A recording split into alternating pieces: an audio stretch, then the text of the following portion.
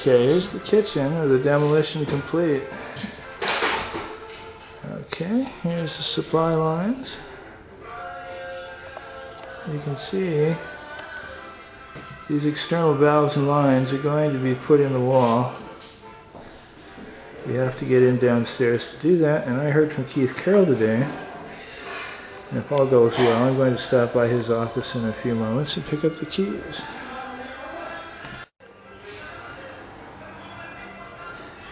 Notice also, if you compare this to the last kitchen video, there is no more ventilation hood curtain wall up here, and no more cabinets and counter on the south kitchen wall. It's all been demolished.